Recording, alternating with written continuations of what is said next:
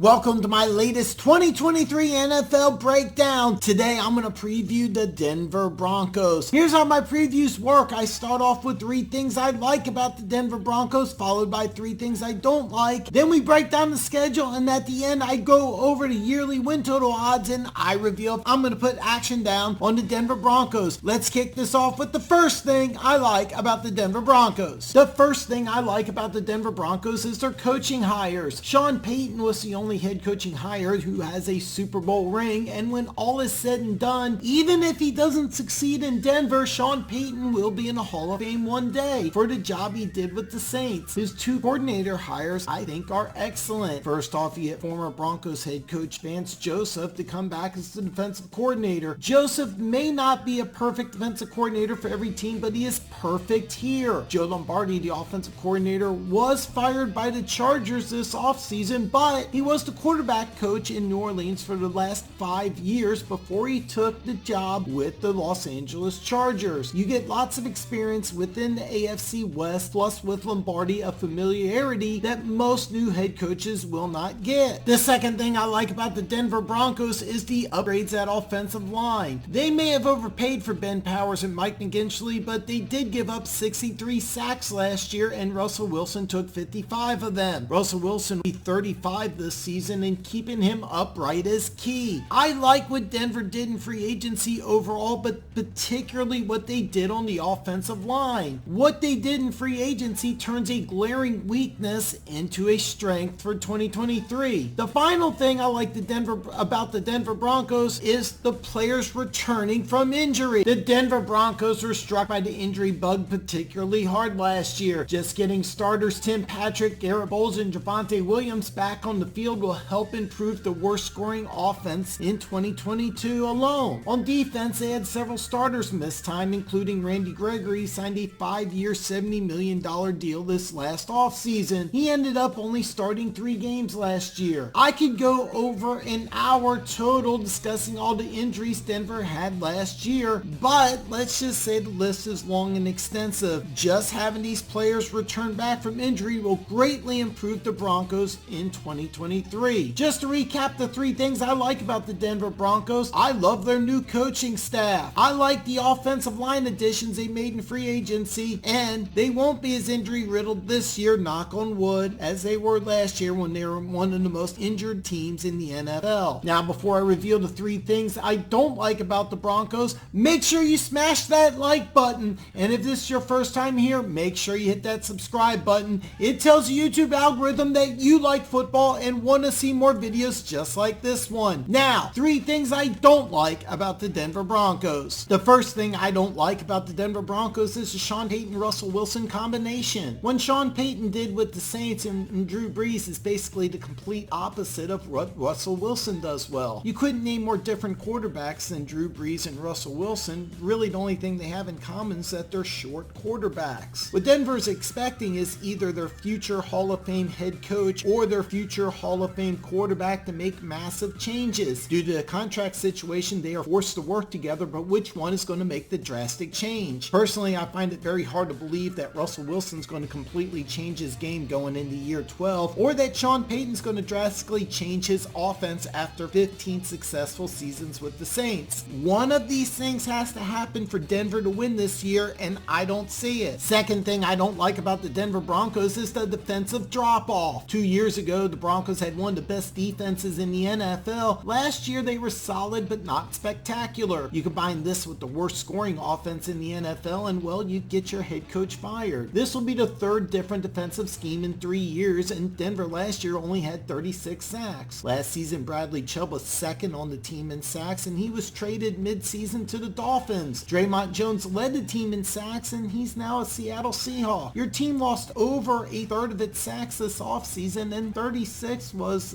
almost exactly half of what Philly had last year. I'm not saying the Broncos defense is going to be bad, but it's not reasonable to expect a top-tier defense either. The third thing I don't like about the Denver Broncos is they're in a very tough AFC West. The Denver Broncos are the only AFC West team getting a new head coach, and both Kansas City and Los Angeles made the playoffs, and the Chiefs, of course, won the Super Bowl last year. Even the most opportunistic Broncos fan has to admit finishing third in this division division is probably the best they can do, and 2 wins in this tough AFC West is probably ideal. In another division, you might be more competitive, but not in the AFC West. To recap the 3 things I don't like about the Denver Broncos: the Sean Payton, Russell Wilson combination, the defensive drop-off, and that Denver resides in a very tough AFC West. Now, let's take a look at the Broncos' schedule. Last year, when Denver lost the season opener versus Seattle, it set the tone for the entire season. I firmly believe Denver must start fast, and they get 2 winnable home games to start the season. The next 2 games are on the road, but then they have 3 out of their next 4 at home before the Week 9 bye. If Denver wants to go to the playoffs, they need a winning record going into the bye. I firmly believe that Denver will play better as the season goes on, so a fast start is very important. Out of the Broncos' 3 road games, Chicago is definitely a winnable road game, so 4 or 5 wins before the bye is not completely unreasonable. While Denver has a Week 9 bye, Buffalo travels to Cincinnati Week 9. This could be a huge advantage if the Denver Broncos can win this game. After that game, they play 2 more home games before a key 3-game road streak in December. In my opinion, Denver has to win at least one of these 3 games if they want to make the playoffs. Even if you lose to the Patriots Week 16, if you can get to the bye with 5 wins, beat Buffalo on the road, which is no easy task, then win just 1 out of these 3 road games, you could enter the final 2 weeks of the season against AFC West opponents with a chance to make the playoffs. It is definitely possible with the scenario I described that a win New Year's Eve versus the Chargers might earn the Denver Broncos a playoff berth. Now, let's look at the yearly win total odds. Across the board, I'm seeing 8.5 wins as the number. I don't think Denver is a 9-win team, but their schedule is very favorable. It wouldn't surprise me if Denver is 3-1 to start the season and could be at 4 or 5 wins before their Week 9 bye. Denver has been one of the more injury-riddled teams over the last 3 years, so if they can just stay healthy, 9 wins isn't completely unreasonable. That said, I'm still leaning towards the under. I'm completely going to pass betting on the Broncos, but my play would be under 8.5 wins this year. Monday, I break down the Los Angeles Rams, and if you want to see a preview of your favorite team, check out the playlist here. I'll see you Monday.